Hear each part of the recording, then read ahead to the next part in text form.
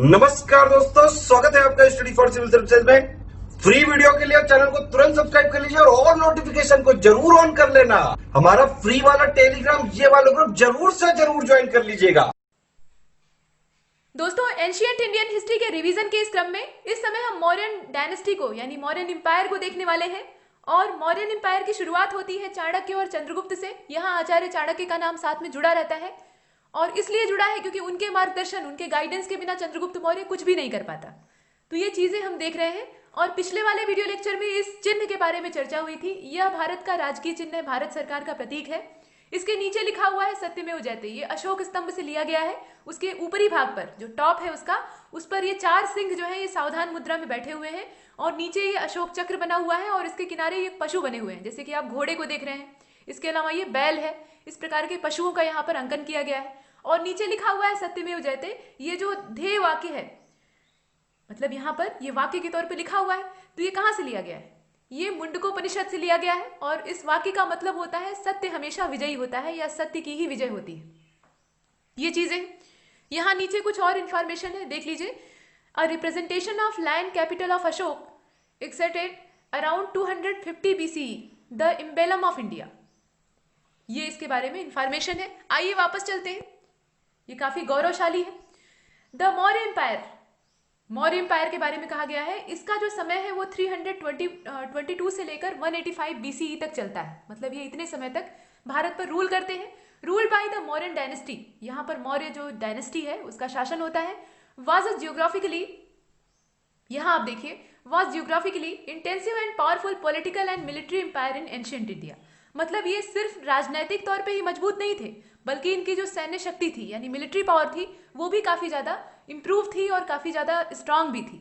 यही कारण था कि ये बहुत बड़े भूभाग पर, भारत के बहुत बड़े क्षेत्र पर अपना कब्जा करते हैं और एक अखंड भारत की स्थापना करते हैं। Originating from the kingdom of Magadh in the Indo Gangetic plain, माफ कीजिएगा, plains of modern Bihar, eastern Uttar Pradesh and Bengal. यहाँ पर कहा गया है कि इसका जो ओरिजिन है वो कहाँ से होता है, तो ओरिजिन इसका होता है मगध वाले किंगडम से। पीछे आपने मगध एम्पायर को देखा है, हर्यक डायनेस्टी से वो शुरू होता है और उसकी जो सबसे लास्ट डायनेस्टी है वो नंद डायनेस्टी है। तो इनका जो मूल क्षेत्र है वो वही है। मतलब चंद्रगुप्त मौर्य भी शुरू वहीं से करता है। ये इंडो गैंगेटिक प्लेन वाला जो एरिया है मॉडर्न बिहार का, उसके अलावा ईस्टर्न उत्तर प्रदेश इसमें आता था और बंगाल आता था। ये पूरा क्षेत्र मगध एम्पायर के अधीन था। The empire's capital city was at Pataliputra near modern Patna. जो वर्तमान में आधुनिक पटना है वो पहले के समय में पाटलिपुत्र के नाम से जाना जाता था। पीछे आपने हर्यक डायनेस्टी में देखा है कि इसकी स्थापना कैसे होती है। जो गंगा और सोन नदियों का संगम है वहां पर इस नगर को बसाया जाता है और उसके बाद राजधानी को राजगीर से यहाँ पर शिफ्ट किया जाता है। तो आप कमेंट बॉक्स में बताइएगा कि ये शिफ्ट करने का काम और पाटलिपुत्र को ओरिजिनेट करने का काम ये किस रूलर ने किया था। हर्यक डायनेस्टी का वो था, लेकिन कौन था ये आपको बताना है। फिलहाल यहाँ पर इस प्रकार से ये अपनी कैपिटल जो है ये पाटलिपुत्र को बनाते हैं। तो कुल मिलाकर इनका जो शुरुआती क्षेत्र है वो मगध ही है। मगध एम्पायर का मतलब बिहार, बिहार का एक बड़ा एरिया, उसके अलावा पूरा बंगाल वाला क्षेत्र और उत्तर प्रदेश का जो पूर्वी हिस्सा है वो इनके अधीन था। आगे देखते हैं। Chandragupta Maurya founded the empire in 322 BCE after overthrowing the Nanda dynasty. Nanda dynasty को उखाड़ कर फेंकने के बाद, उखाड़ फेंकने का मतलब यह है कि बहुत बुरी तरह से परास्त करना और एकदम से खदेड़ देना। तो सारे नंदों को यहाँ पे उनका नाश करने का जो श्रेय है वो चंद्रगुप्त मौर्य को दिया जाता है और धनानंद की हत्या करके, मतलब उसे सिंहासन से उतारकर, मौत के घाट उतारकर ये सिंहासन पर आसीन होता है। इस प्रकार से नंद डायनेस्टी समाप्त होती है। तारीख याद रखिएगा 322 BCE। ही बिगॉन रैपिडली एक्सपेंडिंग। यहां पर ये क्या करता है, जैसे ही सिंहासन पर बैठता है ये पहला काम अपने साम्राज्य को फैलाने का करता है।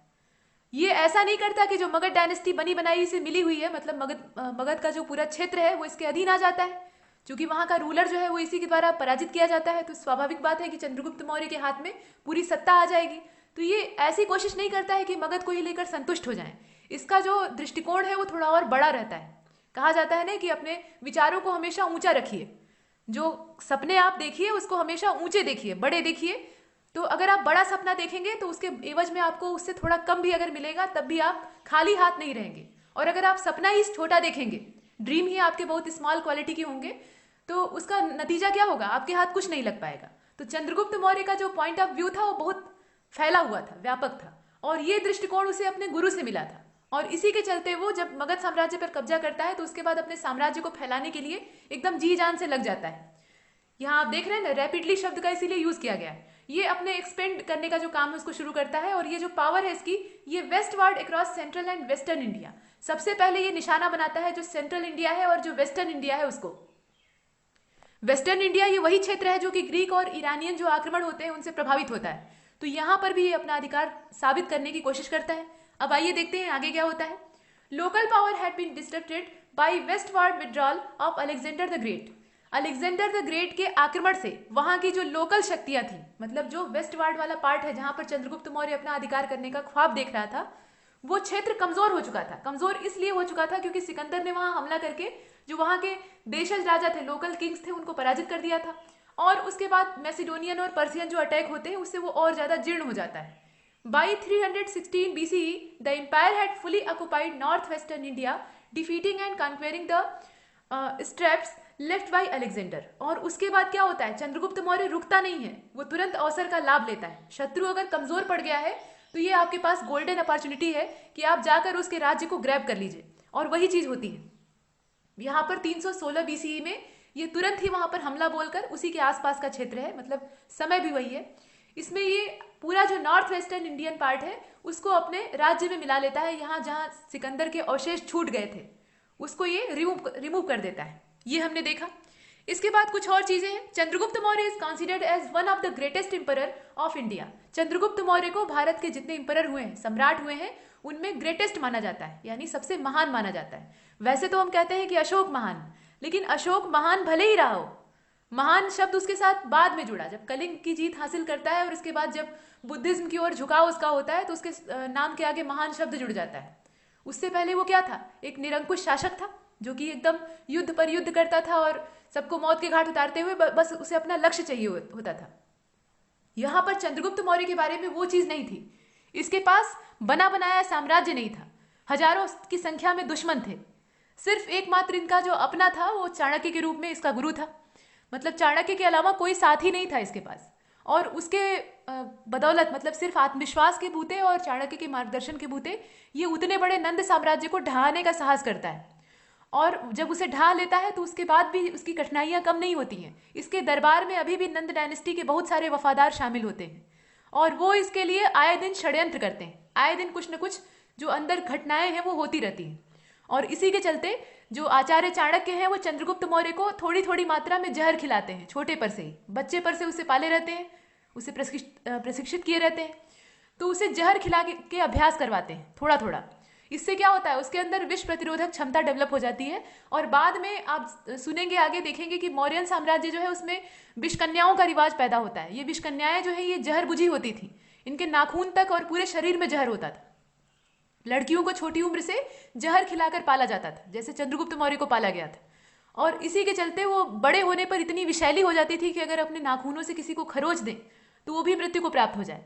तो ऐसी विष कन्याओं और इस प्रकार के षड्यंत्रों से बचने के लिए यहाँ चाणक्य जो है चंद्रगुप्त मौर्य के साथ हमेशा खड़े रहते हैं। और उसके भोजन में हल्की मात्रा में विष हमेशा होता है। एक बार क्या होता है, राज्य हासिल करने के बाद जब वो मगध की सत्ता को प्राप्त कर लेता है और पाटलिपुत्र को अपनी कैपिटल बना लेता है, तो उसके बाद उसका विवाह दुर्धरा के साथ होता है। और चंद्रगुप्त मौर्य भोजन कर रहा था, और भोजन करने के बाद कुछ उसमें बचा रह जाता है। और भारतीय जो समाज है उसमें पत्नियां अपने पति का जूठा खाना ये पहले के समय में अपना सौभाग्य समझती थी।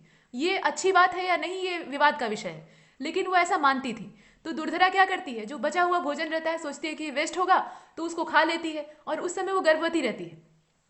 और जैसे ही वो खाती है वो जहर उसके ऊपर तेजी से असर करता है, और उसके बाद वो तत्काल अचेत हो जाती है। उसके बाद बिंदुसार का जन्म होता है, मतलब चंद्रगुप्त मौर्य और दुर्धरा के बेटे का जन्म होता है। और जब वो बच्चा पैदा होता है तो उसके पूरे शरीर पर डॉट्स होते हैं, बिंदु होते हैं, जहर का असर होता है वो।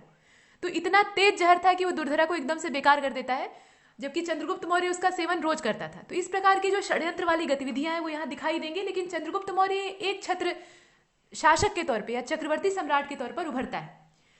अब इसके बाद देख लीजिए, यहाँ कहा गया है कि he was the first emperor who brought together the small fragmented kingdoms of the country and combined them into a single large empire. ये एक बड़ी चीज है। साम्राज्य अगर टुकड़ों में टूट जाता है तो उसको फिर बाहरी आक्रमण जो है वो बहुत आसानी से प्रभावित कर लेते हैं। चंद्रगुप्त मौर्य इस बात को बहुत अच्छी तरह से जानता था, और उसने जो बाहरी आक्रमण जैसे कि यूनानी और जो यहाँ पे ईरानियों के आक्रमण हुए हैं उनको उसने महसूस भी किया था। उस समय उसका जो जीवन था वो छोटे मतलब वो बच्चे की अवस्था में था, तो वो देखा था कि ये लोग किस प्रकार से फायदा उठाकर भारत में प्रवेश कर रहे हैं, और चाणक्य के पास भी अच्छा खासा अनुभव था। तो इसके चलते इन्होंने क्या किया, पूरे साम्राज्य को एक रूप में किया, संयुक्त किया, मतलब जो फैले हुए किंगडम्स थे उनको बटोरने का काम करके और एक लार्ज एम्पायर के रूप में प्रोड्यूस करने का काम इसने किया। इसके बाद कहा गया है कि he expanded his empire to the edge of what is, यहां आप देख लीजिए, he expanded his empire to the edge of what is now known as Iran, Tajikistan और किर्गिजिस्तान। यहां देख लीजिए इसके एम्पायर की जो रेंज थी, एज जो थी वो कहां तक फैली हुई थी। ईरान, तजाकिस्तान और किर्गिजिस्तान यहां तक इसका विस्तार था, जो कि पहले सोवियत संघ के हिस्से थे, तजाकिस्तान और किर्गिजिस्तान। बाद में जब सोवियत संघ का विभाजन होता है, ये बाद की बात है, तो ये सब अलग अलग हो जाते हैं, अलग अलग देशों के रूप में उभरते हैं, और आप ज्योग्राफी में इन्हें लैंडलॉक कंट्रीज के तौर पे देखते हैं। आगे चलते हैं। He was one of the first unified India, यहां आप देख लीजिए, ही was the one who first unified India politically. Chandragupta Maurya ने मिलिट्री वाला कैंपेन तो चलाया ही, लेकिन उसके साथ साथ जो पॉलिटिकल उसका ढांचा था वो भी काफी स्ट्रांग था, क्योंकि उसके पास बहुत बड़े पॉलिटिशियन थे चाणक्य के रूप में। तो यहां इसने क्या किया, इसने पूरे देश को यूनिफाइड करने का काम किया, सिर्फ राजनीतिक ही नहीं बल्कि मिलिट्री वाले पर्पज से भी, दोनों ही दृष्टिकोणों से इसने भारत को एक रूप किया, इसीलिए कहा जाता है अखंड भारत। आगे देख लीजिए, मुद्रा राक्षस के बारे में फिर से यहाँ उल्लेख आता है, क्योंकि ये चंद्रगुप्त मौर्य और मौर्यन डायनेस्टी से रिलेटेड है। तो इसमें कहा गया है, इसके जो ऑथर है उसका नाम आप जानते ही हैं, विशाखा दत्त। इन्होंने प्रोवाइड कराया है वेरियस इन्फॉर्मेशन चंद्रगुप्त मौर्य के बारे में, और इसके बाद ढूंढीराज नाम के जो लेखक हैं वो इस पर एक टीका लिखते हैं, यानी कमेंट्री टेक्स्ट लिखते हैं मुद्रा राक्षस पे। और ये एक प्रकार का ड्रामा है, जो टीका ग्रंथ लिखा गया है वो ड्रामा है, और मुद्रा राक्षस खुद भी एक नाट्य ग्रंथ है। इसमें होता क्या है, इसमें चंद्रगुप्त मौर्य को नंद राजा के सन के तौर पे डिस्क्राइब किया गया है। मतलब कहा गया है कि चंद्रगुप्त मौर्य कहीं बाहर से किसी जंगल वंगल से पकड़ कर नहीं लाया गया था, ऐसा नहीं कि वो कि जनता में से किसी, मतलब जो उस समय की प्रजा थी उसमें से कोई एक रहा हो, ऐसा नहीं था। वो नंद डायनेस्टी का ही एक वारिस था, मतलब एक नाजायज उत्तराधिकारी था, और उसे यहाँ नजरअंदाज किया जाता है, और उसी के चलते वो अपने राज्य को हासिल करने के लिए लौटता है और पूरे साम्राज्य को तहस नहस कर देता है। ऐसा यहाँ पर मुद्रा राक्षस में उल्लेख प्राप्त होता है। तो मुद्रा राक्षस में आपको चंद्रगुप्त मौर्य के बारे में अच्छी जानकारी बहुत कम ही मिलेगी, इसमें ज्यादातर निंदा की गई है, और आगे इसे वृषल और कुलहीन बताया गया है, यहाँ आप देख ही रहे हैं, मतलब ये शब्द इसके लिए यूज किए गए हैं। और बिसाइड्स मुद्रा राक्षस, यानी मुद्रा राक्षस के अलावा जो विशाखा दत्त की दो और रचनाएं हैं उन्हें भी आपने देखा है, एक तो देवी चंद्रगुप्तम है, और इसके अलावा अभिसारी जो कथा चरितम है, इसे बंधिकम कहा जाता है। तो ये अनफाउंडेड है, मतलब देवी चंद्रगुप्तम तो मिलता है, लेकिन ये वाला जो अभिसारिका है ये प्राप्त नहीं होती, ये उस समय बनी थी और नष्ट हो गई, इसका उल्लेख अन्य टेक्स्ट में मिलता है। आगे चलते हैं, विलियम जोन्स को देख लीजिए, ये पहले विद्वान थे हु रिकॉग्नाइज सैंड्रोकोट्स। सैंड्रोकोट्स जो शब्द है ये यूनानियों के द्वारा यूज किया गया है, तो इन्होंने सैंड्रोकोट्स को रिकॉग्नाइज किया चंद्रगुप्त मौर्य के तौर पे। यानी जो यूनानी टेक्स्ट थे, आपने देखा है कि इतिहास लेखन का जो काम है, हिस्ट्री को राइट करने का, स्क्रिप्ट के रूप में डेवलप करने का काम, ये यूनानियों ने सबसे पहले किया है। वो सिस्टमेटिक रहा हो या नहीं रहा हो ये अलग चीज है, सिस्टमेटिक वो बाद में होता है, जो मेडिवल टाइम पीरियड है उसमें होता है, लेकिन एक काम चलाऊं जो इतिहास लिखने का काम है वो ये करते हैं। और जो यूनानी लोग हैं, जो यूनान से आए हैं, वो चंद्रगुप्त मौर्य को सैंड्रोकोट्स के नाम से उसमें लिखते हैं। तो यहाँ विलियम जोन्स ने सबसे पहले पहचाना, ये पहले विद्वान कहे जाते हैं जो कि सैंड्रोकोट्स को चंद्रगुप्त मौर्य के रूप में पहचान दिलाते हैं। इसके बाद कुछ और चीजें हैं यहाँ पे, Arrian and Plutarch also describe him as Androcottus. अब यहाँ पर कुछ और शब्द जो है चंद्रगुप्त मौर्य के संदर्भ में प्राप्त होते हैं, जैसे कि आप देख रहे हैं एरियन और प्लूटार्क का नाम आता है, दोनों दार्शनिक भी हैं और लेखक भी हैं। ये एंड्रोकोट्स के नाम से इसे यहाँ डिस्क्राइब करते हैं।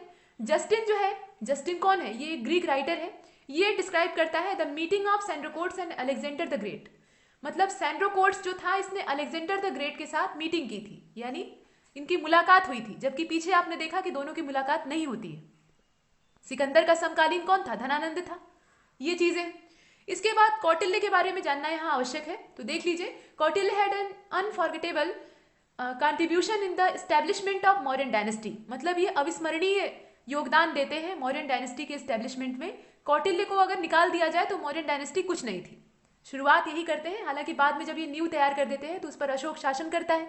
इनका जो दौर है कौटिल्य का, ये चंद्रगुप्त मौर्य के एम्पायर में भी रहता है और उसके बाद उसके बेटे बिंदुसार के समय में भी रहता है। दोनों ही समय में ये पुरोहित भी रहते हैं और चीफ मिनिस्टर या प्राइम मिनिस्टर के तौर पे भी रहते हैं। मतलब ये सर्वोच्च अधिकारी के तौर पे जाने जाते हैं। सब कुछ देखने का, राज्य का जो शासन है वो इनकी मुट्ठी में रहता है। बाद में इनकी हत्या हो जाती है अशोक के समय में, और राधा गुप्त जो है वो अशोक के प्राइम मिनिस्टर बनते हैं। तो ये चीजें हम देखते हैं। अब यहाँ देखिए, he was well known as Vishnugupta. Chanakya या जो कौटिल्य शब्द है ये तो इनके लिए यूज किया जाता था, इनका निक नेम के तौर पे यूज होता था, लेकिन इनका असली नाम क्या था? विष्णुगुप्त था। इनका जो रियल नेम है उसको बताया गया है। और चाणक्य इन्हें चनक के नाम पे कहा जाता था। चाणक्य इनके पिता का नाम था और इसी वजह से इन्हें चाणक्य कहते थे। और कौटिल्य क्यों कहते थे? क्योंकि ये बहुत कुटिल नीतियां बनाते थे। इनके शत्रुओं को लगता था कि ये एक नंबर के कुटिल आदमी है, इनके अंदर हमेशा खुराफात घूमती रहती है, हर चीज में टेढ़ी जो स्थितियां हैं उनको पैदा कर लेते हैं। तो इस वजह से इन्हें कौटिल्य कहा जाता था, जो कि कुटिलताओं और कूटनीतियों से भरा हुआ हो। आगे चलते हैं। When Chandragupta Maurya had responsibility of United Indian Empire as emperor, Kautilya served as prime minister, advisor and chief priest. यहाँ देख लीजिए, कौटिल्य के हाथ में ही सब कुछ था। जैसे ही चंद्रगुप्त मौर्य के हाथ में पूरी रिस्पॉन्सिबिलिटी आती है इस यूनाइटेड इंडियन एम्पायर को डील करने की, मतलब होल्ड करने की। आपने साम्राज्य फैला लिया, ये बड़ी बात है, लेकिन उससे भी बड़ी बात और सबसे जो महत्वपूर्ण चीज है वो ये है कि उसको आप हैंडल कर पाए। साम्राज्य को फैला लेना ही तो बहुत सारे शासक कर सकते हैं, लेकिन इतने बड़े साम्राज्य को चलाना भी एक चुनौती है। तो यहाँ पर जो चाणक्य है वो इसका पूरी तरह से सपोर्ट करते हैं और आप देख रहे हैं कि ये सर्व करते हैं प्राइम मिनिस्टर के तौर पे, एडवाइजर के तौर पे। एडवाइजर के तौर पे तो ये सबसे मुख्य रहते हैं, और उसके अलावा चीफ प्रीस्ट के तौर पे भी, यानी जो प्रधान पुरोहित है उसके भी पद पर ये विराजमान रहते हैं। ये चीजें आपने देखी। आगे चलते हैं। ही was the Pioneer scholar of political science. ये राजनीति विज्ञान, जिसे कि आप आजकल PSIR के नाम से पढ़ते हैं और वैकल्पिक विषय यानी ऑप्शनल सब्जेक्ट के तौर पे भी यूज करते हैं। तो पहले के समय में ये जो PSIR था इसे राजनीति शास्त्र कहा जाता था भारत में, और उसके सबसे बड़े जो प्रकांड विद्वान थे, मतलब सबसे बड़े जो स्कॉलर थे, वो आचार्य चाणक्य थे। And also known for his famous book अर्थशास्त्र। अर्थशास्त्र नाम की किताब का जिक्र ये करना आवश्यक है, आप जानते भी हैं। अर्थशास्त्र को लिखने वाले कौटिल्य खुद थे, और अर्थशास्त्र जैसा नाम से पता लग रहा है कि ये इकोनॉमिकल टेक्स्ट होना चाहिए, तो ये इकोनॉमिकल टेक्स्ट नहीं है, बल्कि इसका जो फेज है वो पॉलिटिकल है। इसे आपने देखा, this is one of the oldest book which is based on political condition of India. ये जो प्राचीनतम टेक्स्ट हैं या प्राचीनतम बुक्स हैं भारत में, जो कि पॉलिटिकल हिस्ट्री पर लिखी गई हैं, उनमें गिनी जाती है। या आप ऐसे भी कह सकते हैं कि ये ओल्डेस्ट है। हालांकि ओल्डेस्ट शब्द जो है ये ज़्यादा एक्सट्रीम हो जाएगा, लेकिन फिर भी एक व्यवस्थित तौर पर सबसे पहला ग्रंथ यही है जो कि पॉलिटिकल हिस्ट्री या जो उस समय की पॉलिटिकल सिचुएशन थी उसकी इन्फॉर्मेशन देता है। इसके बाद यहाँ देख लीजिए, इन द जूनागढ़ इंस्क्रिप्शन, जो तत्कालीन इंस्क्रिप्शंस हैं उनसे भी इंफॉर्मेशन प्राप्त होती है। तो जो जूनागढ़ अभिलेख है ये किसका है? रुद्रदामन का है। कुछ जो इंस्क्रिप्शन है वो बहुत खास है, जैसे कि एलिफेंट केव इंस्क्रिप्शन जो है वो किसका है? खारवेल का है, जो कि कलिंग का राजा था, चेदी डायनेस्टी से बिलोंग करता था। उसी प्रकार से ये जूनागढ़ इंस्क्रिप्शन है जो कि रुद्रदामन का है, ये 150 AD का है। इसका जो समय है उसको भी याद रखिएगा। There is a description of construction of a dam. यहाँ पर जो ये जूनागढ़ अभिलेख है इसमें एक बांध के निर्माण की बात कही गई है। ये जो डैम का कंस्ट्रक्शन है ये इरिगेशन के पर्पज से किया जाता है, यानी सिंचाई के उद्देश्य से किया जाता है, और ये पुष्यगुप्त के द्वारा होता है। पुष्यगुप्त नाम का व्यक्ति इसको अंजाम देता है, बनवाने का काम करवाता है। और वो एक प्रोविंशियल गवर्नर था, वो राजा नहीं था, वो प्रोविंस का गवर्नर था, और वो चंद्रगुप्त मौर्य के अधीन था। मतलब आप डायरेक्टली कह सकते हैं कि चंद्रगुप्त मौर्य ने जो कंस्ट्रक्शन ऑफ डैम है इरिगेशन के पर्पज से उसे करवाया। आगे देखते हैं, और ये कहां पर होता है ये जानना आवश्यक है। तो ये यहां आप देख लीजिए, जो आनर्त और सौराष्ट्र वाला हिस्सा है ये गुजरात की बात की जा रही है, और ये सूखा प्रभावित क्षेत्र था। इरिगेशन के लिए आपको डैम बनाने या नहर निकालने की आवश्यकता कब पड़ती है? जब वहां पर कायदे से बारिश नहीं होती है या वहां से होकर कोई नदी आसपास से गुजरती नहीं है। तो ऐसे में सिंचाई के लिए पानी कम पड़ जाता है और लोग सूखे का शिकार होकर वहां बेकार हो जाते हैं, मतलब एकदम से संपन्नता उनकी गायब हो जाती है। तो इसके चलते यहाँ पर चंद्रगुप्त मौर्य ने ये इंतजाम करवाया था कि नदी पर बांध बने, नदी क्या यहाँ झील थी उस पर बांध बने, और उसके बाद वहां से सिंचाई के लिए नहरें निकलवाई जाएं। तो ये सब काम एक क्रम से होता है, सीरियल वाइज होता है। ऐसा नहीं कि सिर्फ चंद्रगुप्त मौर्य का इसमें अकेले योगदान था। बाद में आप देखेंगे कि इसकी रिपेयरिंग करवाई जाती है, इसमें नहरें निकलवाने का काम किया जाता है, इस प्रकार की चीजें होती है। तो कुल मिलाकर इसका जो डिस्क्रिप्शन है वो जूनागढ़ अभिलेख से प्राप्त होता है, और ये रुद्रदामन का है। इसकी डेट है 150 AD। और देख लीजिए, चंद्रगुप्त डिफीटेड, एक चीज और खास है यहाँ, पुष्यगुप्त का नाम याद रखिएगा जो कि प्रोविंशियल गवर्नर था वहां का। Chandragupta defeated the invading army of the ruler of eastern part of Alexander's empire Seleucus in 305 BC. 305 ईसा पूर्व में ये सेलुकस कौन था? ये गवर्नर था अलेक्जेंडर का, मतलब अलेक्जेंडर ने इसे एक प्रोविंस के गवर्नर के तौर पे अपॉइंट किया था। उसके साथ चंद्रगुप्त मौर्य का युद्ध होता है और इस युद्ध में ये सेलुकस निकेटर को पराजित करते हैं। और जहां पे ये पराजित करते हैं वो क्षेत्र कौन सा है? ये अलेक्जेंडर के एम्पायर का ईस्टर्न पार्ट था, यानी पूर्वी हिस्सा था। और हमारे लिहाज से अगर देखा जाए, अपने देश में रहकर हम देखें तो दिशा के आधार पर ये पश्चिम वाला हिस्सा है। Greek writers have address Bindusara as Amitrochates. Amitrochates के नाम से ये जो संबोधन है ये किसके लिए इस्तेमाल होता है? ये बिंदुसार के लिए यूज होता है। बिंदुसार यानी चंद्रगुप्त मौर्य का बेटा। As per the scholar the Sanskrit, यहाँ आप देख लीजिए, विद्वानों के हिसाब से यहाँ पर जो संस्कृत फार्म है अमित्र चेट्स का वो अमित्र घाट है या अमित्र घात है। यहाँ जो शब्द है मूल रूप से वो अमित्र चेट्स है। ये यूनानी शब्द है, ग्रीक राइटर्स के द्वारा यूज किया गया है, लेकिन इसका जो वाजिब अर्थ है वो अमित्र घात के नाम से आता है। और अमित्र घात का मतलब आप समझ रहे हैं दोस्तों? अमित्र मतलब होता है शत्रु और घात मतलब मारने वाला, तो शत्रु हंता। यहाँ कोष्टक में लिखा भी है, killer of enemies. Jain text जो है उसे सिंगसेन के नाम से संबोधित करते हैं। सिंगसेन शब्द इसके लिए यूज किया जाता है। The name of mother of Bindusara was Durdhara. इसकी माता का नाम दुर्धरा था, जो कि चंद्रगुप्त मौर्य की पहली पत्नी थी।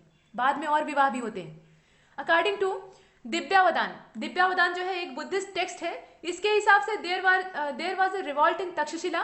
तक्षशिला वाला जो हिस्सा है वहां पर एक रिवॉल्ट होती है in the time of Bindusara, Bindusara के समय में। देखिए, जब साम्राज्य बहुत ज्यादा फैल जाता है तो वहां कुछ बगावती भी क्रिएट होते हैं। ये स्वाभाविक सी बात है, ऐसा नहीं कि राजा कमजोर है, लेकिन इसका मतलब ये है कि जो साम्राज्य है उसका फैलाव ज्यादा है और दूर दराज के प्रांत हैं वहां पर इस प्रकार की घटनाएं होती हैं। तो ये तक्षशिला क्या है? ये सुदूरवर्ती है। यहाँ पर इस प्रकार का रिवोल्ट होता है और for which he send his son Ashoka to suppress it. ये अपने पुत्र अशोक को वहां पर भेजता है इसे दमन करने के लिए, इसे कुचलने के लिए। तो बिंदुसार जो था इसके बारे में कहना होगा कि ये बहुत ज्यादा नसीब वाला था, लकी था, क्योंकि इसका जो पिता था चंद्रगुप्त मौर्य वो संघर्ष करके इतना बड़ा साम्राज्य स्थापित करता है। अब इसे कुछ करना नहीं है, इसे सिर्फ रूल करना है।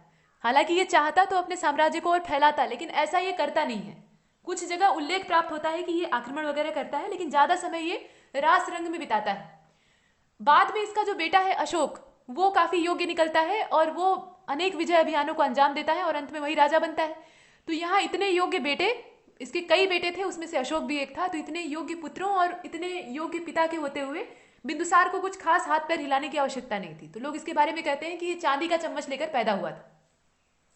आगे देखते हैं मौर्यन टेक्स्ट, माफ कीजिएगा, मौर्यन टैक्स। यहाँ पर जो मौर्यकालीन कर हैं उनके बारे में कहा गया है। तो पहला जो होता था वो भाग होता था। ये करों के नाम याद रखिएगा, जो टैक्सेस लगते थे उस समय, ये रेवेन्यू वाले होते थे या किस प्रकार के होते थे आपको पता होना चाहिए, और कितनी मात्रा में लगाए जाते थे, वसूली कैसे होती थी ये भी आपको पता होना चाहिए। भाग जो है ये क्या है? ये एक लैंड रेवेन्यू टैक्स है और इसमें 1/6 पार्ट यानी 1/6 पार्ट जो है अकॉर्डिंग टू अर्थशास्त्र के हिसाब से ऐसा कहा गया है। कौटिल्य ने अपने अर्थशास्त्र में जो टैक्सेस हैं उनका भी जिक्र किया है, बहुत व्यापक ग्रंथ है। और इसके बाद 1/4 part according to foreign sources, जो विदेशी स्रोत हैं, विदेशी लेखकों में जैसे यूनानियों का जो स्रोत है उसमें ये 1/4 कहा जाता है। तो कौटिल्य ने कहा है 1/6 और जो बाहरी लोग हैं, फॉरेनर हैं, उन्होंने 1/4 कहा है। इसके बाद बलि को देख लीजिए, ये एक रिलीजियस टैक्स था। ये जो बलि है ये क्या है? ये एक रिलीजियस टैक्स है। इसके बाद जो अगला है वो यहाँ पे प्रणय है। प्रणय क्या है? It was an emergency tax. यह एक इमरजेंसी टैक्स था, मतलब ये आपातकालीन स्थितियों में वसूला जाता था। Which was mainly collected at the time of war. ये युद्ध के समय लिया जाता था। युद्ध के समय जनता से एक विशेष कर लिया जाता था, क्योंकि युद्ध के समय पैसे की आवश्यकता होती है, मतलब संपदा चाहिए, संसाधन चाहिए, तभी तो लड़ाई होगी। तो इसलिए ये टैक्स आरोपित किया जाता था और ये 1/3 हिस्सा होता था टोटल एग्रीकल्चरल यील्ड का, मतलब जो कृषि की उपज होती थी उसका 1/3 भाग। इसके बाद जो अगला था वो यहाँ पर आप देख सकते हैं सेन भक्ता था। ये क्या है? तो ये जो टैक्स है ये इसके बारे में कहा गया है to be charge for army personnel at the time of an expedition. ये जो है ये आर्मी वाला टैक्स था, मतलब उनसे लिया जाता था। इसके बाद अगला जो है वो शुल्क है। इस प्रकार के जो मौर्यन टैक्स है उन्हें ध्यान रखिएगा, ढेर सारे हैं, कई प्रकार के कर वसूले जाते थे। असल में राजस्व जो होता है, जो रेवेन्यू होता है, वो हमेशा राज्य की आमदनी का सबसे बड़ा स्रोत होता है। राज्य और कहाँ से पैसा पाएगा? या तो विजय अभियान चलाए, जीत में जो लूटपाट से धन प्राप्त हो वो सकता है, और नहीं तो फिर इस प्रकार से जनता से जो टैक्स लिया जा रहा है वो हो सकता है। और टैक्स वसूलने के बदले में ऐसा नहीं था कि सिर्फ जनता से लिया जाता था। अगर किसान अपने जो उपज है, जो उनका टोटल प्रोडक्शन होता था, उसमें से देते थे तो उसके बदले में उन्हें बहुत सारी सुविधाएं भी मुहैया कराई जाती थी। ये चीजें अब यहाँ पे जो शुल्क है ये कस्टम टैक्स होता था। इसी प्रकार से अगला यहाँ पे आप प्रवेश्य को देख रहे हैं, तो जो प्रवेश्य था ये इम्पोर्ट टैक्स था।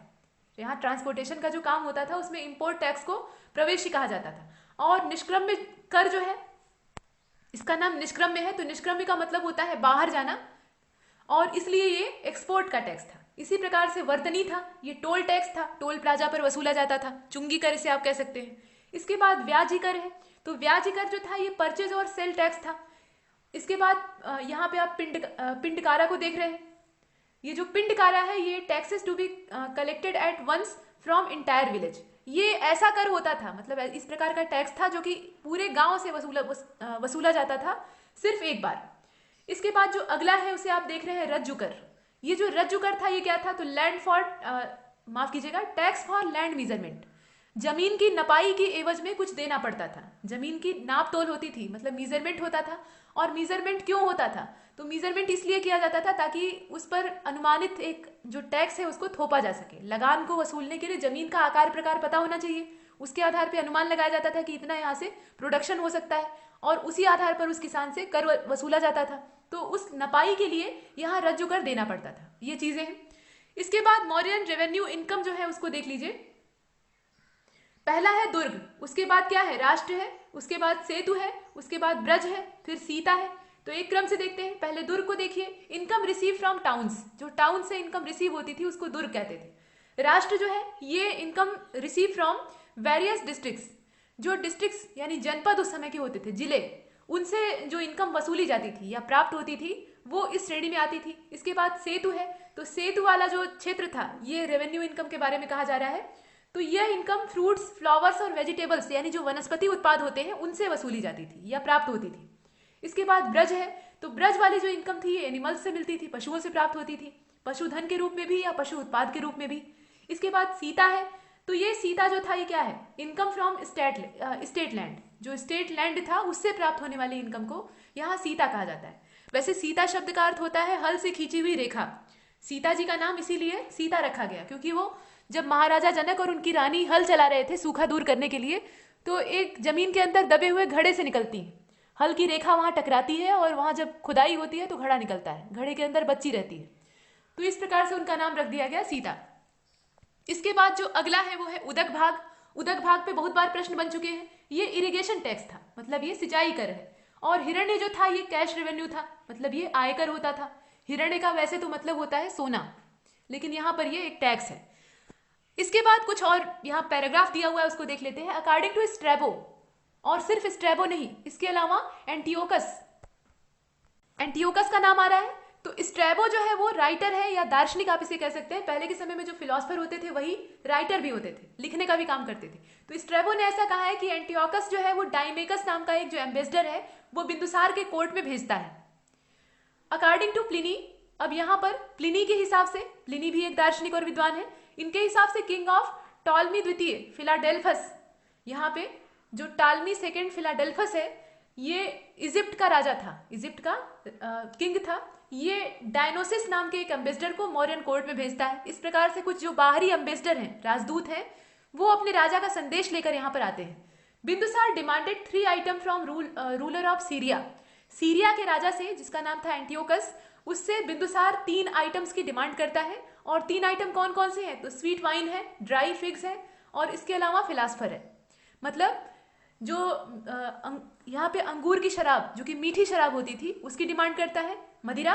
उसके अलावा सूखे अंजीर, ये अंजीर जो होते थे ये यहाँ पर नहीं मिलते थे, ये विदेश में ही प्राप्त हो सकते थे। वहाँ मिस्र वाला जो क्षेत्र है और सीरिया वाला, वहाँ पे उत्तम क्वालिटी के पैदा होते थे। जहाँ सूखा क्षेत्र होता है वहाँ ये अच्छी पैदावार में जन्म लेते हैं, तो इसकी डिमांड करता है। और साथ में मजे की बात क्या है कि एक दार्शनिक भी मांगता है। अब दार्शनिक का ये क्या करेगा? तो पहले के समय में जो दार्शनिक होते थे वो मनोरंजन का साधन होते थे, ये एक तरह से इंटरटेनमेंट के लिए राज दरबार में होते थे। इनकी जो दर्शन से भरी हुई बातें थी, ज्ञान से भरी हुई बातें थी, उससे राजा खुश होता था। तो इसके चलते ये फिलोसफर की डिमांड करता है।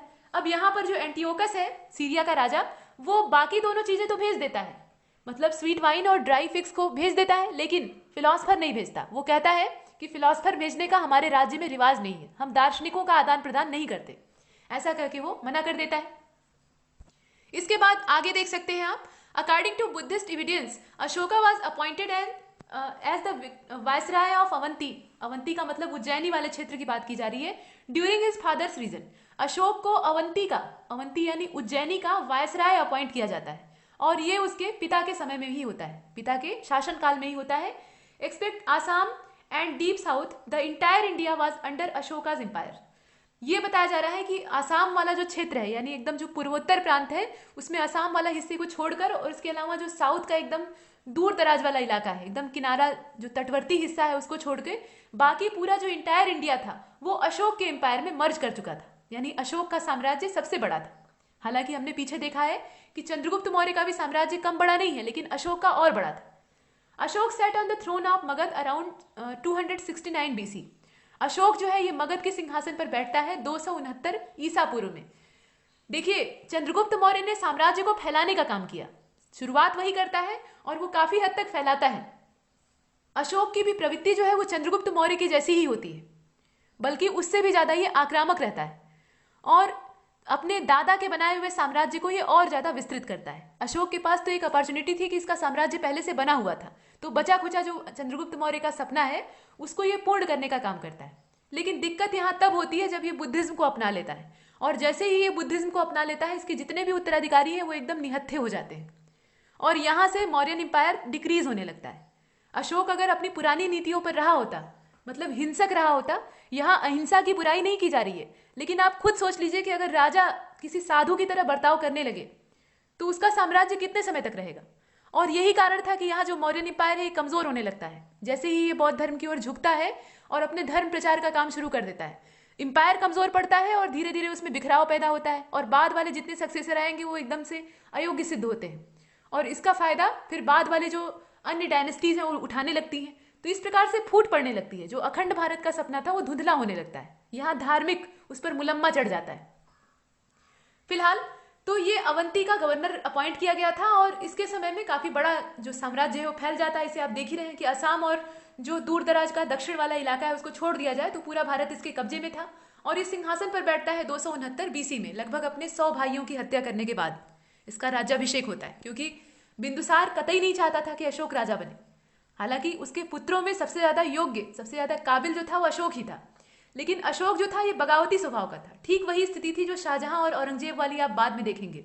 औरंगजेब के अंदर भी बहुत सारी क्वालिटीज थी, वो शाहजहां के सभी बेटों में सबसे ज्यादा योग्य था शासक बनने के तौर पे।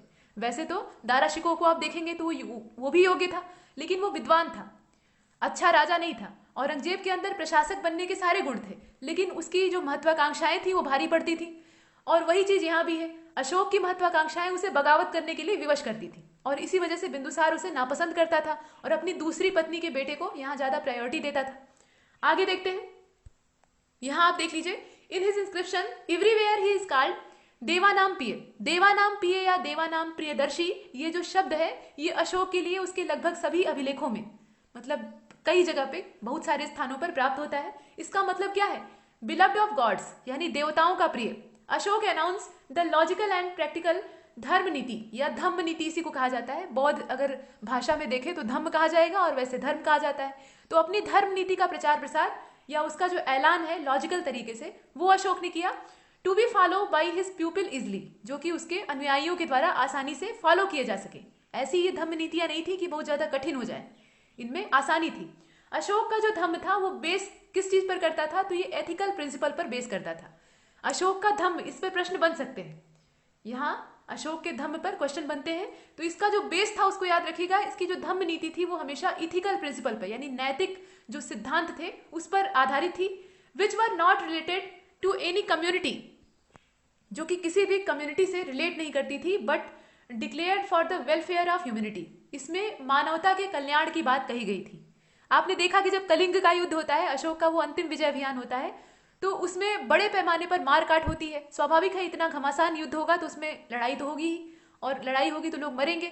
तो इतने सारे शवों को देखने के बाद और उसके बाद उस पर विलाप करते हुए उनके परिवार वालों को देखने के बाद अशोक का हृदय पसीज जाता है और उसे अपनी गलती का एहसास होता है। गलती कैसी कि वह एकदम आंख मूंद कर सिर्फ तलवार चलाता रहा।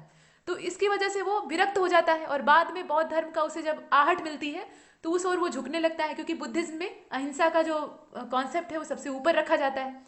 तो इस प्रकार से ये बाद में अहिंसक बन जाता है और अहिंसक बनने के बाद ये अपना एक धम्म विकसित करता है जो कि बुद्ध के धम्म से बहुत ज्यादा मिलता जुलता था, लेकिन बुद्ध का धम्म और अशोक का धम्म दोनों में फर्क है। और यहाँ जो अशोक का धम्म था ये बेस करता था एथिकल प्रिंसिपल पे। ये चीजें हमने देखी, इसमें पूरी जो ह्यूमैनिटी है उसके वेलफेयर की बात कही गई थी। अकॉर्डिंग टू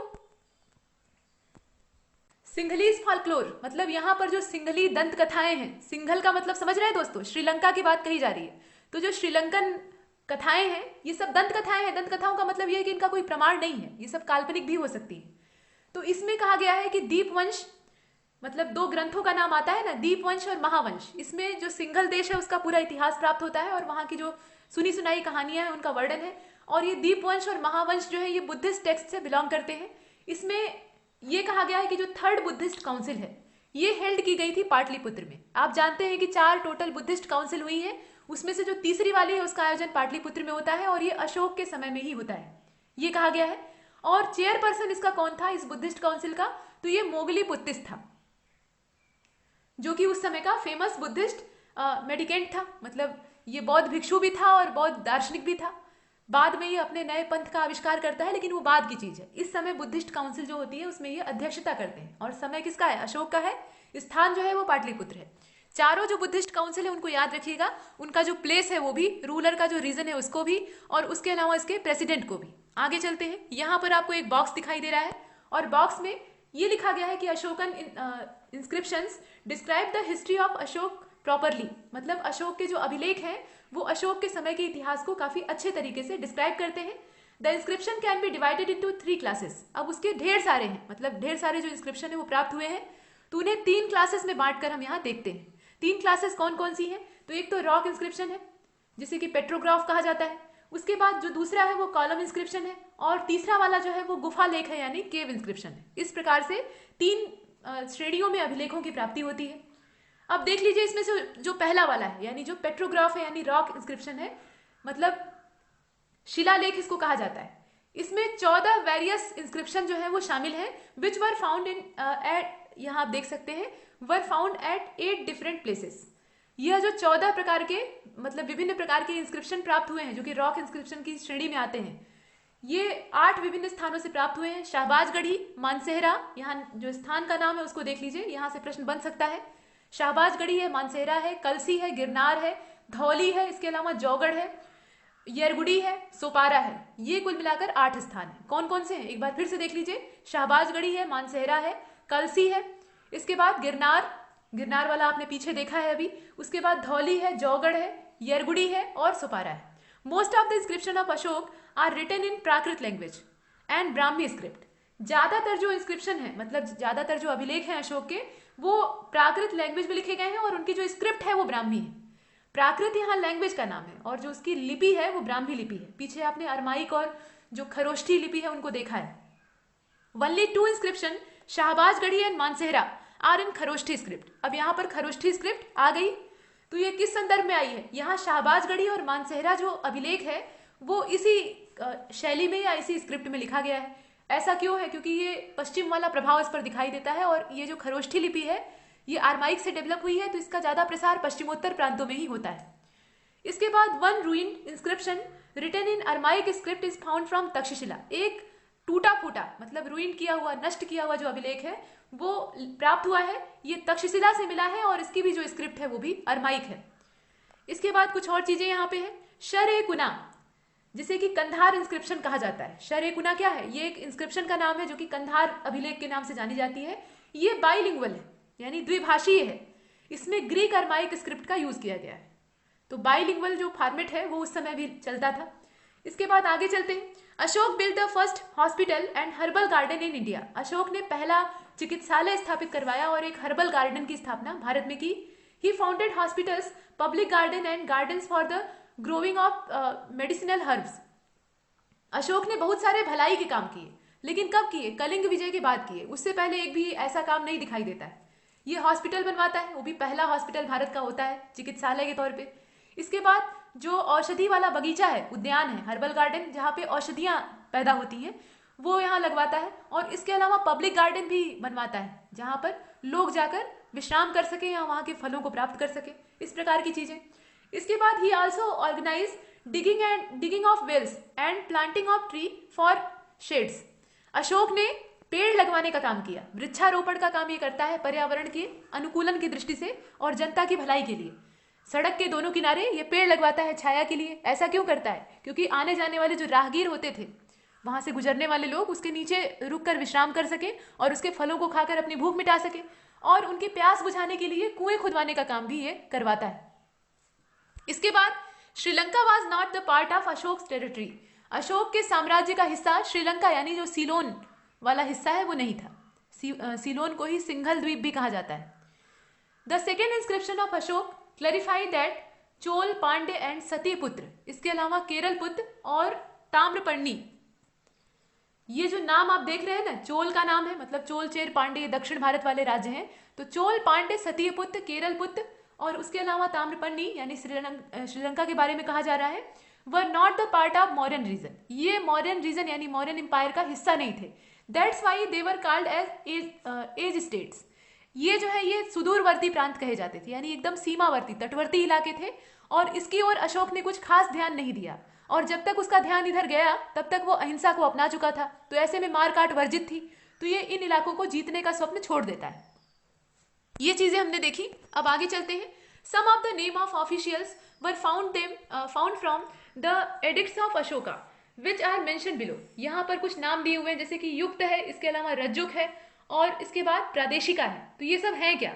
ये सब रेवेन्यू है, और रेवेन्यू को कलेक्ट करने वाले जो ऑफिसर्स होते थे उनका नाम है।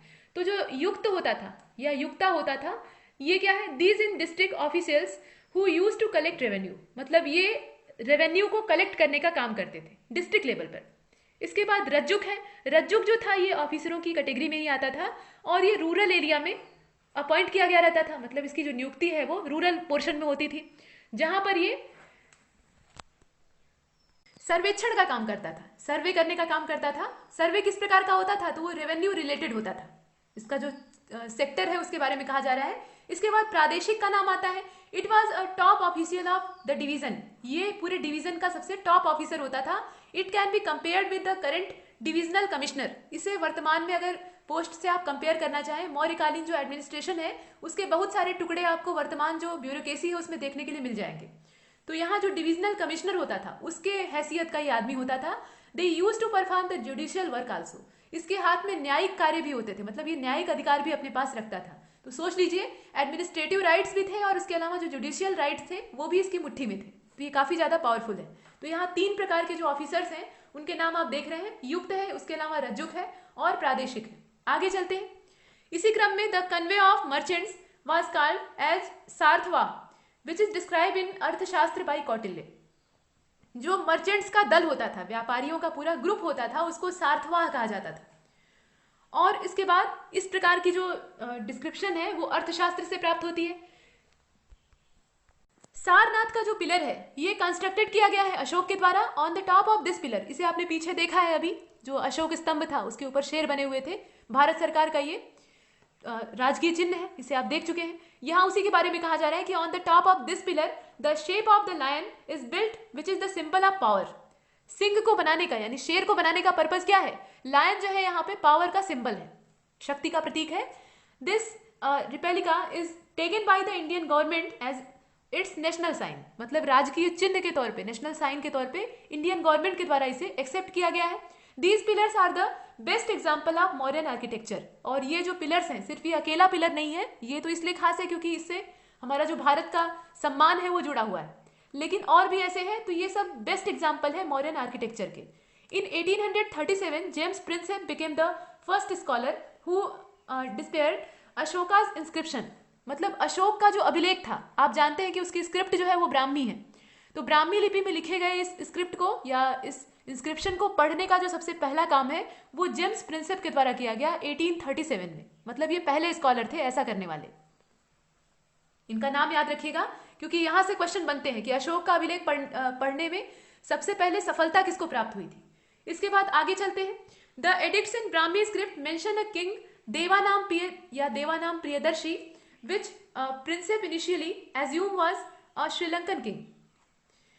Later the fact was revealed that according to Singhali hearsay, इसके बाद दीपवंश और महावंश इस प्रकार के जो टेक्स्ट हैं, सिंघली जो दंत कथाएं हैं, मतलब यहाँ की जो काल्पनिक कहानियां हैं, उससे भी इस प्रकार का जिक्र प्राप्त होता है। इसके अलावा दीपवंश और महावंश ये नाम इनके हैं जो कि सिंगल देश से संबंधित है और उसके अलावा ये बौद्ध धर्म से जुड़े हुए हैं। सबसे बड़ी बात तो इन बुद्धिस्ट टेक्स्ट से भी इस प्रकार की जानकारी प्राप्त होती है। और इसके अलावा ये कहा गया है कि अशोक का जो संबंध है वो श्रीलंका के राजा के साथ था, मतलब श्रीलंका के राजा ने इसकी अधीनता स्वीकार कर ली थी, तो यहाँ मित्रवत संबंध थे।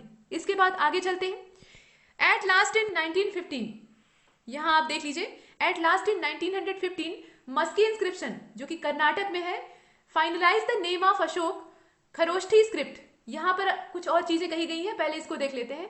तो अशोक का जो नाम है उसका फाइनलाइजेशन कहाँ से होता है, ये मस्की अभिलेख से होता है। अशोक नाम इसका उल्लेख कहाँ प्राप्त होता है, मस्की अभिलेख से प्राप्त होता है। जो मस्की अभिलेख है ये कर्नाटका में, मतलब कर्नाटका से इसकी प्राप्ति हुई है और ये बहुत बाद में होता है, 1915 में होता है। इसके बाद Kharoshthi script was written from right to left. ये आपने पीछे देखा है कि खरोष्ठी का जो डेवलपमेंट है वो अरमाइक से होता है, हालांकि इसमें कुछ जो लोकल स्क्रिप्ट है उनका भी मेल रहता है, लेकिन ज्यादा इफेक्ट अरमाइक का रहता है। तो इसका जो तरीका है, स्टाइल, वो राइट टू लेफ्ट लिखने का है। और इसके बाद it is mainly the script of north west India. ये इंडिया के नॉर्थ वेस्टर्न पार्ट में ही ज्यादा डेवलप हुई थी और वहीं ज्यादा फैली भी थी। Ashok visited Lumbini in the 20 year of his coronation. Ashok का जो कोरोनेशन था उसके 20 वर्षों के बाद ये लुम्बिनी विजिट करता है, धर्म यात्रा के तौर पे यहाँ जाता है। To mark the birth place of Buddha, the pillar at Rummindei was erected along with some squared stone structure। यहाँ पर ये कहा गया है कि अशोक जो है ये लुम्बिनी की यात्रा करता है अपने सिंहासन आरोहण के 20वें साल में। और ये जो लुम्बिनी है ये क्या है, ये गौतम बुद्ध का बर्थ प्लेस है। तो इसके चलते चूंकि ये बुद्धिज्म को फॉलो कर रहा था तो बुद्ध में इसकी आस्था थी और इस प्रकार की जानकारी हमें रुम्बिंदेई अभिलेख से प्राप्त होती है। ये सब चीजें हमने देखी। इसके बाद देख लीजिए, he condoned religious tax of Lumbini as, जो रिलीजियस टैक्स वहां लिया जाता था लुम्बिनी में, उसके बारे में कहा गया है कि उसने धार्मिक कर को यहां से माफ कर दिया। As it was the birth place of Buddha. ऐसा इसने क्यों किया, क्योंकि ये बुद्ध का जन्म स्थान था। तो बुद्ध का जन्म स्थान होने की वजह से ये एक पवित्र स्थान हो गया, होली प्लेस हो गया। तो यहाँ के लोगों से कर लेना ये ठीक नहीं है, इसके चलते ये माफ कर देता है। And reduce the rate of land revenue. और उसके बाद ये जो लैंड रेवेन्यू है उसके भी रेट को रिड्यूस कर देता है। कैसे रिड्यूस करता है, तो उसकी जो दर है वो दी हुई है 1/6 से ये रिड्यूस करके उसे 1/8 कर देता है। बताइए 1/6 बड़ा है कि 1/8 बड़ा है। यहाँ चूंकि ये बटे में दिया हुआ है तो बटे में जब दिया है तो नीचे जो बड़ी संख्या होगी वो छोटा होगा। तो इसमें ये वाला छोटा है यानी कम है और ये वाला ज्यादा है। इस प्रकार से है, क्योंकि 6 से अगर आप 1 में भाग देंगे, 6 से 1 में डिवाइड करेंगे तो जो रिजल्ट आएगा उसकी वैल्यू ज्यादा होगी। और 8 से अगर आप 1 में डिवाइड करेंगे और जो रिजल्ट उसका आएगा तो उसकी वैल्यू कम होगी। तो इसलिए यहाँ पर जो बड़ा है वो कौन है, 1/6 है। तो इसलिए जो 1/6 पहले वसूला जाता था रेवेन्यू, उसको घटा दिया गया है। कितना किया गया है आप देख ही रहे हैं। The name of Ashoka is mention in Gurjara minor rock edict. इस प्रकार का जो माइनर रॉक एडिक्ट है वहां से भी इस प्रकार का उल्लेख प्राप्त होता है। Located in Datia district, Madhya Pradesh. ये दतिया वाले मतलब दतिया जिले में पड़ता है। और दतिया जिला कहाँ पे है, ये एमपी में है। It was laid at main road through Ujjain to Bharuch. यहाँ पर उज्जैन से लेकर भरोच के बीच में जो मेन रोड है वहां पर ये लीड करता है। इसके बाद कलिंग वार के बारे में देख लीजिए। Kalinga war and the victory over Kalinga was the greatest event of Ashoka's region. Ashok के साम्राज्य या अशोक के शासनकाल में कलिंग का युद्ध और कलिंग विजय दोनों ही काफी महान घटना के तौर पे देखी जाती है। In 13th rock edict provided the clear evidence of Kalinga war. मतलब जो 13वां अभिलेख है, 13वां जो रॉक एडिक्ट है, उससे हमें कलिंग वार के बारे में एकदम क्लियर एविडेंस प्राप्त होता है। इट डिस्क्राइब किंग प्रियदर्शी या प्रियदर्शी इसे कहा जाता था, यही है Ashok. Conquered Kalinga 8 years after his coronation. मतलब इस अभिलेख में ऐसा कहा गया है, जो 13वां है, 13वें नंबर का, वैसे इनकी संख्या कितनी है, 14 है। तो इस 13वें वाले में ऐसा कहा गया है कि किंग प्रियदर्शी ने कलिंग पर कॉन्क्वेयर किया। और ये जो अभियान है, कलिंग विजय का जो अभियान है, ये इसके राज्याभिषेक के 8वें वर्ष में होता है, 261 बीसी। तो कलिंग युद्ध की तारीख याद रखिएगा। He describe deep remorse for having conquered Kalinga on this edict. मतलब इसमें पूरी जो जानकारी है वो प्राप्त होती है। The reason which prompt Ashoka to invade Kalinga were both political and economical. मतलब यहाँ पर ये कहा गया है, सबसे सही बात यह है कि अशोक ने कलिंग पर आक्रमण ही क्यों किया, उसे क्या जरूरत पड़ गई थी। तो जरूरत ये थी कि यहाँ इसकी जो पॉलिटिकल और इकोनॉमिकल महत्वाकांक्षाएं थी उसके चलते ये आक्रमण करता है। मतलब यहाँ राजनीतिक दृष्टिकोण से कलिंग उसके लिए उपयोगी था और यहाँ का जो वैभव था उसको भी अशोक अपने अधीन करना चाहता था। तो कुल मिलाकर वही साम्राज्य विस्तार की नीतियां, उसी के चलते ये अंतिम अभियान अशोक का रहता है, जिसे कि आप देख रहे हैं। The territory of Kalinga was like a bridge. क्यों ये पॉलिटिकल या जो राजनीतिक दृष्टिकोण था उसके लिहाज से महत्वपूर्ण है? तो महत्वपूर्ण इसलिए है क्योंकि यहाँ बताया गया है उसका कारण कि यह एक ब्रिज की तरह काम करता था नॉर्थ और साउथ के बीच में। मतलब जो उत्तरी इलाका था, आप देख रहे हैं कि मौर्य साम्राज्य जो है वो काफी बड़ा है, फैला हुआ है। तो इतने बड़े साम्राज्य को जोड़कर रखना एक चुनौती है और उसी के चलते अशोक ने देखा कि कलिंग तो जो नॉर्थ और साउथ वाले इलाके हैं उनके बीच में ब्रिज बन जा रहा है। People of Kalinga dominated the Indian ocean and control the overseas trade. जो कलिंग के लोग थे वो हिंद महासागर पर अपना कब्जा जमाए हुए थे और यहाँ से वो जो समुद्री व्यापार था उसको कंट्रोल करते थे। तो ये एक बड़ी महत्वाकांक्षी चीज थी। कलिंग पर अधिकार हो जाने का मतलब यह है कि पूरा जो विदेशी व्यापार वहां से चल रहा था वो सब अशोक के हाथ में आ जाएगा। This supremacy on the eastern sea coast virtually close the sea routes in the east for Magadhan merchants. Similarly, the land route of internal trade from Gangetic Valley toward Dakkan were also controlled by Kaling। मतलब कलिंग के द्वारा इन क्षेत्रों पर भी control किया गया था। If Kaling would have remained independent, अगर कलिंग को इंडिपेंडेंट छोड़ दिया जाता, मतलब अशोक के हिसाब से अगर उसे आजाद छोड़ दिया जाता, the overseas and land trade off Magadh would be affected. तो इससे जो मगध का क्षेत्र है, मगध के व्यापार में ये रोड़ा भी डाल रहे थे। मगध के व्यापारी थे उनके रास्ते में ही आ रहे थे और ये कारण था कि अशोक को तत्काल इस पर हमला करना पड़ा। तो अगर कलिंग को छोड़ दिया जाता तो जो मगध के व्यापारिक संबंध बाहर से जुड़े हुए थे, चाहे वो लैंड वाले रूट से हो या फिर जो वाटर वे हो उससे हो, वो प्रभावित होते, ऐसा दिया हुआ है। That is why it was necessary to invade Kalinga for Mauryan dynasty. और यही कारण हो गया था, यही सबसे बड़ा कारण था कि यहाँ मौर्यन डायनेस्टी के लिए एकदम कंपलसरी हो गया था कि वो कलिंग को आक्रमण करके अपने राज्य में मर्ज कर ले। यहां तक हमने देखा। In the first rock edict Ashoka inscribe as hero, माफ कीजिएगा, as here no living being are to be the slaughtered or offered in sacrifice। Ashok का जो पहला रॉक एडिक्ट है या रॉक अभिलेख है उसमें ऐसा कहा गया है कि कोई भी जीवित वस्तु या जीवित जो जीव है उसकी बलि नहीं चढ़ाई जाएगी, उसको काटा नहीं जाएगा या मारा नहीं जाएगा। फॉर्मली इन द किचन, यहाँ पे किचन के बारे में कहा गया है। रसोई घर में सबसे बड़े पैमाने पर मीट का यूज होता था पहले के समय में और यहाँ बहुत सारे बेजुबान जानवर बलि चढ़ जाते थे। तो कहा गया है कि formally in the kitchen of king Priyadarshi, यानी जो प्रियदर्शी नाम का ये राजा है अशोक, इसके किचन में hundred of thousands of animal, मतलब सैकड़ों और हजारों की संख्या में जो एनिमल्स हैं वो एवरी डे किल्ड किए जाते थे। ये कलिंग विजय से पहले की बात है, जब ये हिंसक था। तो उस समय इसके किचन में ये पूरी तरह से नॉन वेजिटेरियन था और इसके जितने राज्य वाले थे वो भी, इसका पूरा परिवार। तो इसके चलते हजारों और सैकड़ों की संख्या में जो पशु हैं उन्हें मौत के घाट उतारा जाता है और टू मेक करी तैयार करने के लिए। मतलब देख लीजिए यहाँ भोजन के लिए कितने बड़े पैमाने पर हत्या हो रही थी। But now with the writing of this Dhamma addict, लेकिन यहाँ पर ये जो धम्म लेख लिखा गया है इसमें ऐसा कहा गया है कि अब राजा जो है वो इस पर कंट्रोल किया हुआ है और ओनली 3 क्रिएचर्स, जो 3 क्रिएचर्स हैं वही सिर्फ यहाँ पर यूज किए जाएंगे सेक्रीफाइस करने के लिए। कौन कौन से? तो 2 मोर और इसके अलावा 1 डियर, 2 पीकॉक और एक जो डियर है यानी हिरन है उसे यहाँ पर मारा जाएगा। और उसमें भी जो हिरण है उसकी हत्या हमेशा नहीं होगी, कभी खास मौके पर ही मांस खाने की इच्छा हुई तो इसको मारेंगे, लेकिन मोर मारते रहेंगे। तो हमारे राष्ट्रीय पक्षी को यहाँ मारने का काम होता था। ये उस समय के राजाओं का शौक भी होता था। नॉन वेजिटेरियन वो होते थे तो उसके साथ साथ शिकार करना भी उनका एक शौक होता था। और हिरन तो इसी झांसे में आकर मारे जाते थे। पहले के समय में जो शिकार होते थे, आखेट यानी हंटिंग होती थी, उसको मृगया कहा जाता था। मृगया का मतलब यह है कि मृग मार कर ले आ रहे हैं और जो जितना ज्यादा मृग मार कर ले आता था उसका उतना ही नाम होता था। तो ऐसे का जमाना पहले था। अब इसके बाद देखिए यहाँ पर and in future not even these 3 creature will be killed. अब इसमें ऐसा आश्वासन दिया गया है, जो पहला रॉक एडिक्ट है उसमें ऐसा कहा गया कि अब 3 ही मारे जाएंगे, और ऐसा आश्वासन दिया गया कि आगे इनको भी मारना बैन कर दिया जाएगा। मतलब धीरे धीरे सिस्टमेटिक तरीके से ये मांस खाने की आदत को छोड़ रहे हैं। अब यहाँ देख लीजिए, चीफ तीर्थास जो तीर्थ थे, तीर्थ का मतलब क्या है, ये हाईएस्ट ऑफिसर है, कोई तीर्थ स्थान नहीं है। ये कौन कौन से थे मौर्यन एम्पायर में, ये बताने का प्रयास किया गया है।